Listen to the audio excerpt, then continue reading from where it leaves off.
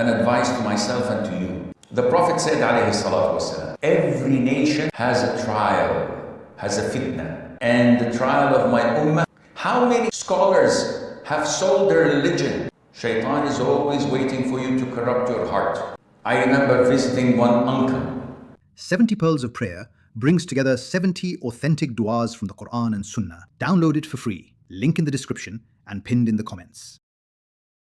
Abu Hurairah tells us that the Prophet said, alayhi salatu wasalam, the heart of an old man remains young in two things, love of life and love of wealth. In another narration, he said, alayhi salatu wasalam, the heart of an elderly person remains youthful in two things, love of this world and long hopes.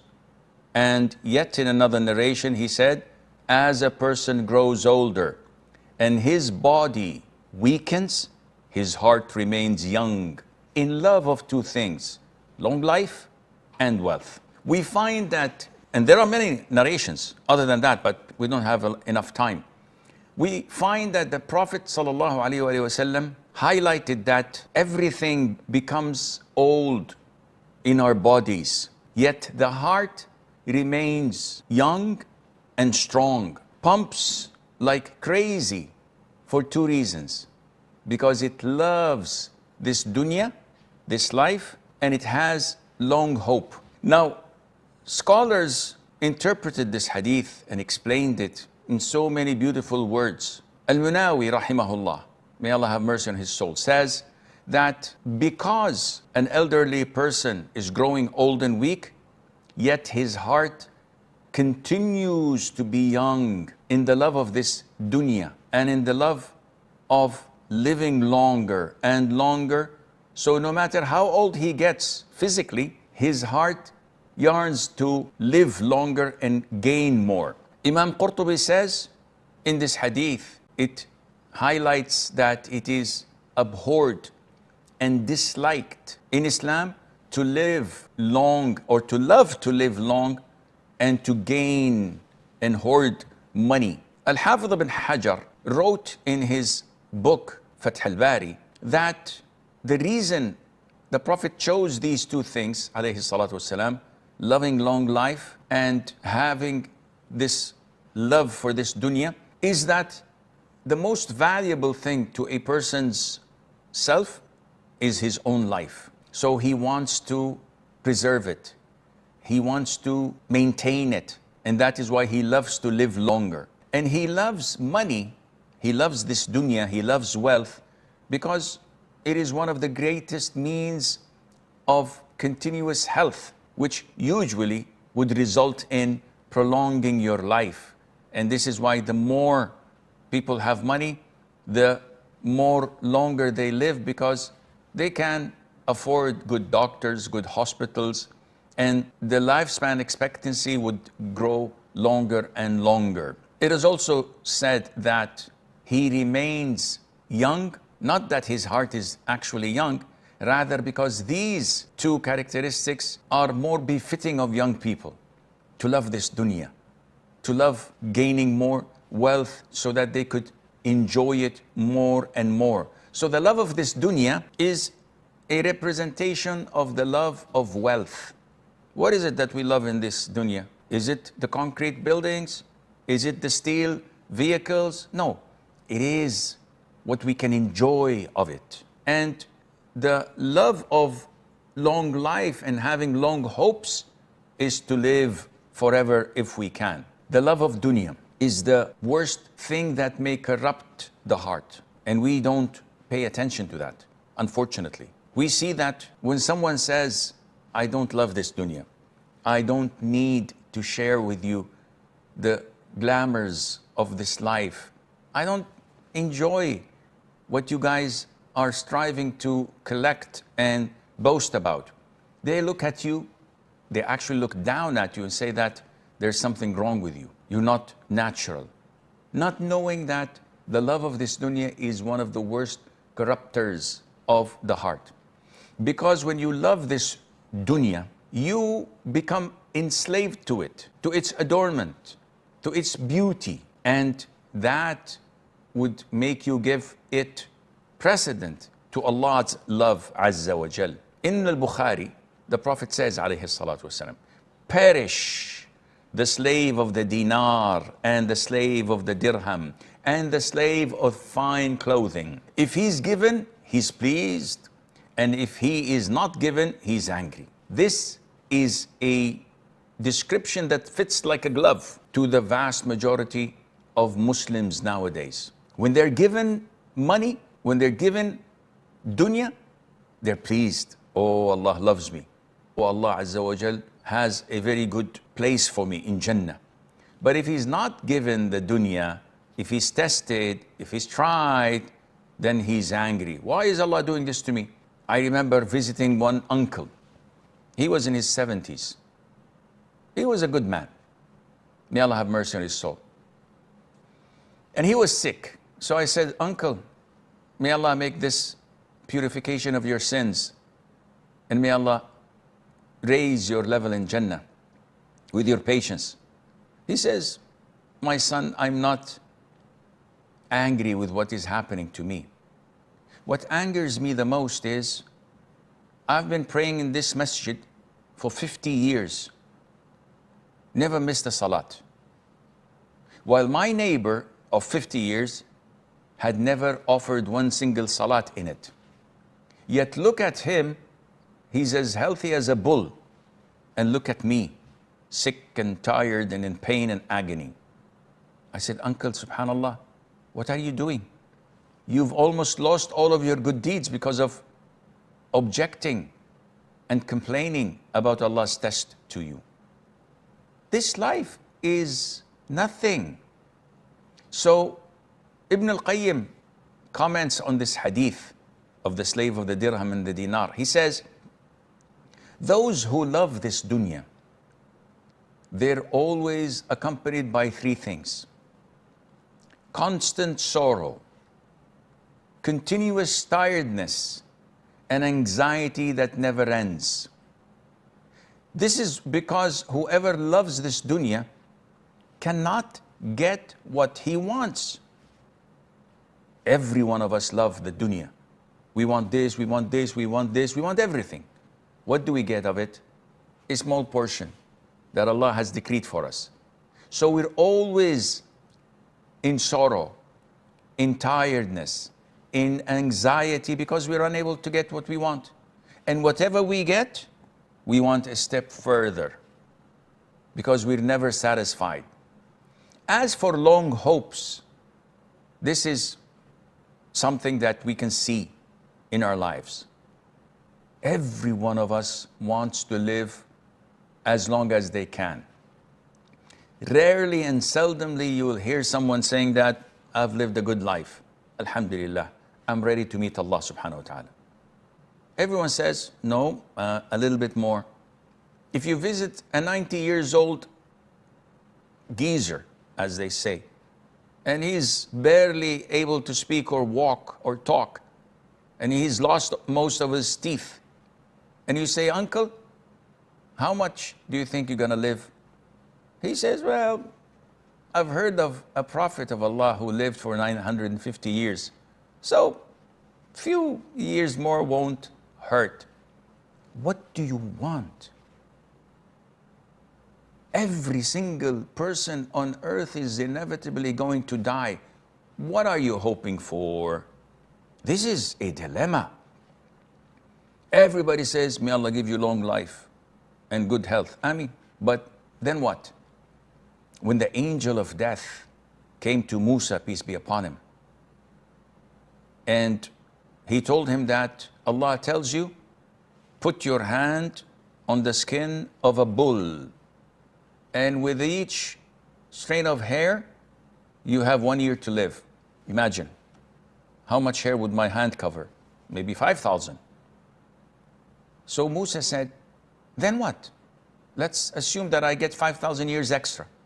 Then what? The angel of death said, then death. You have to die. Musa said, in this case, now. I'd not rather wait another 5,000 years. Let it be now. I'm gonna die, I'm gonna die.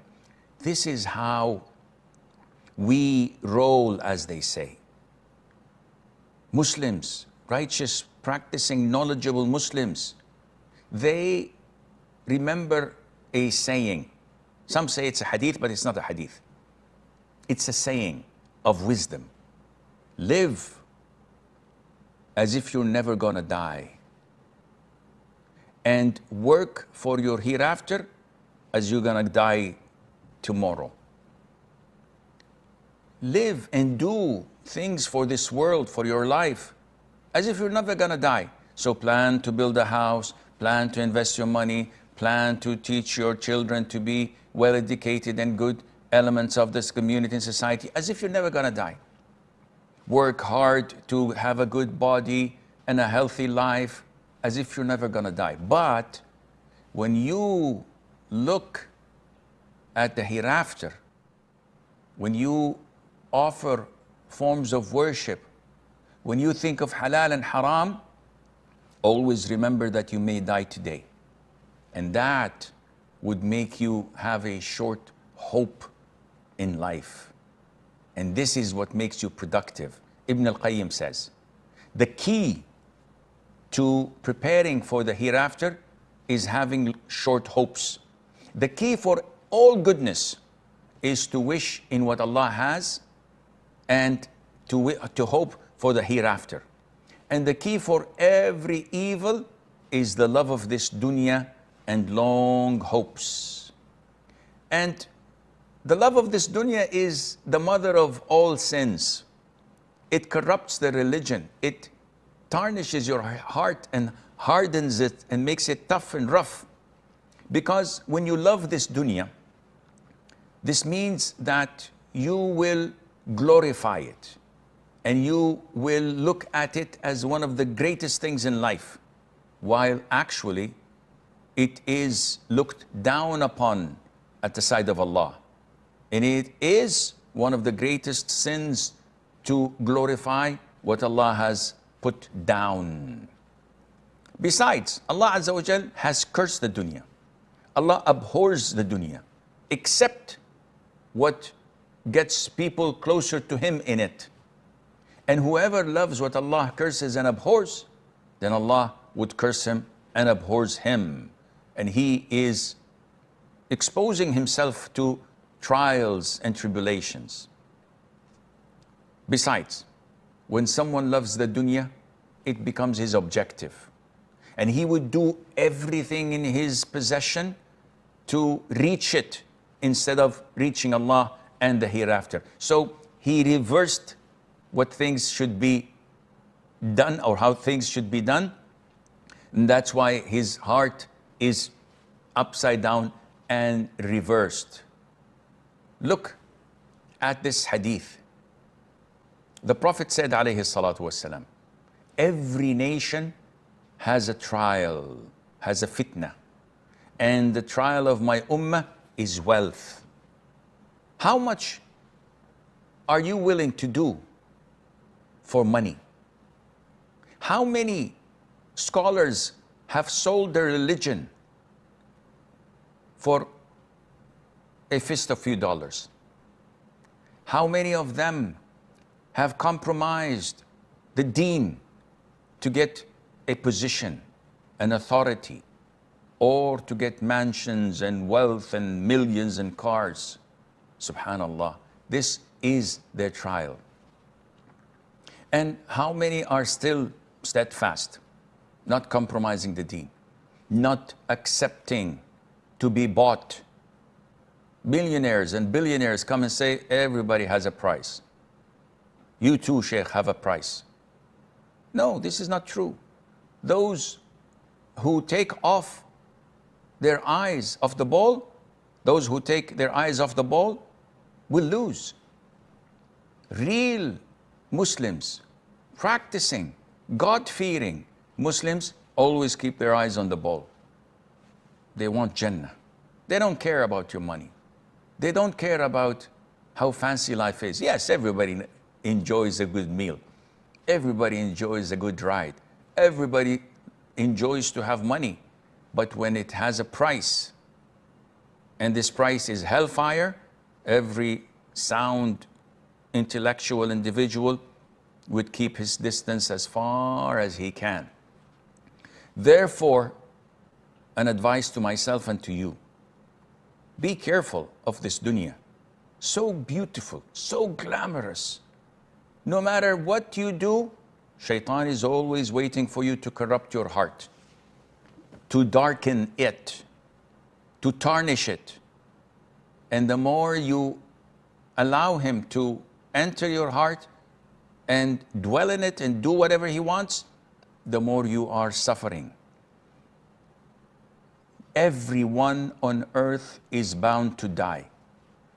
It was reported that Muawiyah ibn Abi Sufyan, may Allah be pleased with him and with his father, was giving once a khutbah. And he was reflecting upon life and reminding the congregation about life. And he said, Prophet Muhammad alayhi salatu wasalam died when he was 63. Abu Bakr died when he was 63. Umar died when he was 63. And I am 63 years of age. And he started to weep and cry. Meaning, what am I waiting for?